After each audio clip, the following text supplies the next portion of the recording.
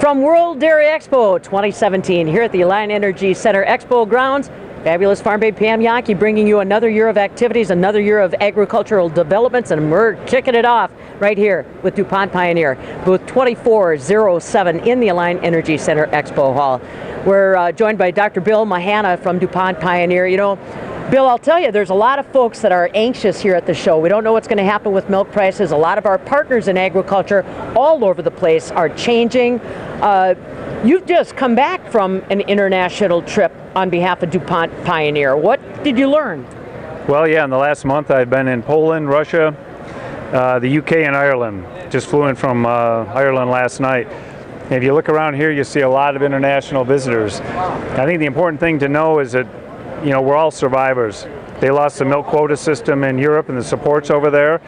We've had the embargo on dairy products into Russia, but what's happening is we're resilient, we're getting better at efficiency and production, and that's what I was over there really talking. There's a big interest in increasing the amount of corn or maize, they call it, in the diet.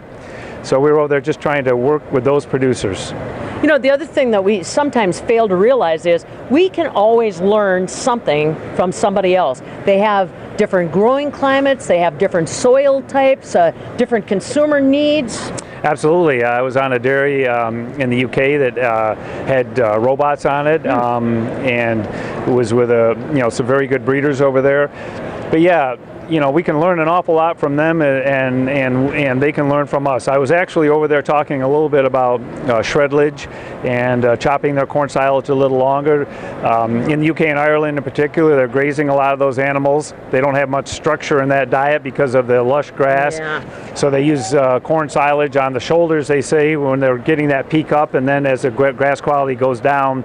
So, you know, we can learn from them, and especially, you know, some of the smaller dairies over there, they've got to do things that are very, very efficient. Yeah, right. What does it teach us about plant genetics, those kinds of things, Bill? Because, like we said, when we see these partnerships come together, you see evidence of how it works, the synergies every day. Customers see it once a season. How are we sharing and exchanging some of that genetic information?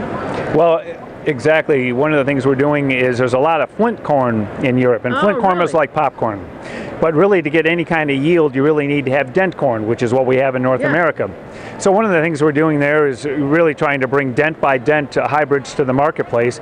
And interesting, I was with a group in Ireland called Samco. That's a family, an Irish family, whose dad, Sam Shine, developed a planter that plants corn and then lays a plastic biodegradable film over the top of it. We were able to use that kind of a planter in markets like Ireland, that's not traditionally a corn growing area, Japan, China, and in the South hemisphere as well. So you can actually extend the growing zone of corn by about 10 days. In other words, in Ireland, they would plant maybe a 70-day hybrid, but they're able to plant like an 80 to an 82-day hybrid, a dent hybrid, and get a heck of a lot more yield, like 20% more yield. Yeah. So some of those technologies that they've developed from a machinery standpoint have allowed them to utilize better genetics.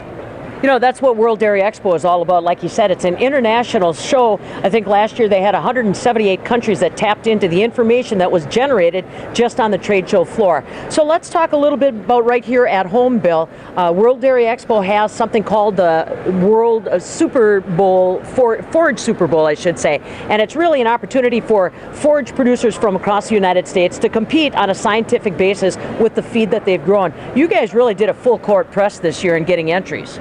Yeah, we really kicked it up. We want people to see how our BMRs performed, and we're real happy to. We hope the results tomorrow when they were released will do well. But again, we've got really great plant health in our genetics, and a lot of starch along with that good fiber digestibility. Right. So it's just like breeding a cow, Pam. You don't go after one particular trait. You want an animal that's got, you know, dairy strength in the front end, openness of rib, you know, tracks well on her rear legs. Same thing when it comes to a hybrid. So what we wanted to showcase was our disease tolerance, especially against northern leaf blight, and the starch content along with the fiber digestibility. Right. That's really a key. We talk, a lot of farmers just happenstance, they'll say something about BMR and they'll almost complain that it is too much fiber.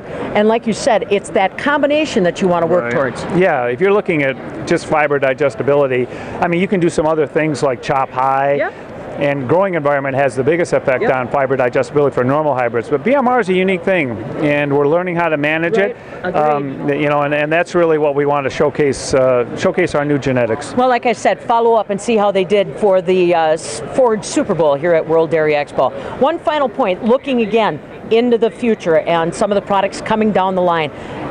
As a fellow that's been in this industry, how many would you say? 30 years with DuPont Pioneer. What do you like coming up in 2018? Because the staff out in the field is pretty jazzed about what they're going to be able to offer Wisconsin farmers. Yeah, we're looking at trying to get shorter season BMRs to fill that niche. Right now our shortest one is really 102 days, so we're really working hard on that. And again, just we're looking at the Harv Extra, which we're real excited about. Some of the dairies that are feeding both Harv Extra, low lignin alfalfa, and BMR. It's kind of interesting, but it's a little bit of a learning curve. But again, I think, basically not a lot new, just continuing on the same progress that we've made, trying to improve that, bushel or so a year in terms of yield, and obviously that's bringing that silage yield right along with it. Yeah, in today's agriculture, when every dime counts, every acre counts, you can't predict the weather, you can predict the genetic possibilities when you work with folks like Dr. Bill Mahanna at DuPont Pioneer. Check them out, World Dairy Expo booth 2407 in the Alliant Energy Center Expo Hall, and see how they did the Ford Super Bowl. The announcements come on Wednesday from World Dairy Expo. All right, that'll do it for this update. Fabulous Farm Babe Pam Yankee with DuPont Pioneer at World Dairy Expo 2017.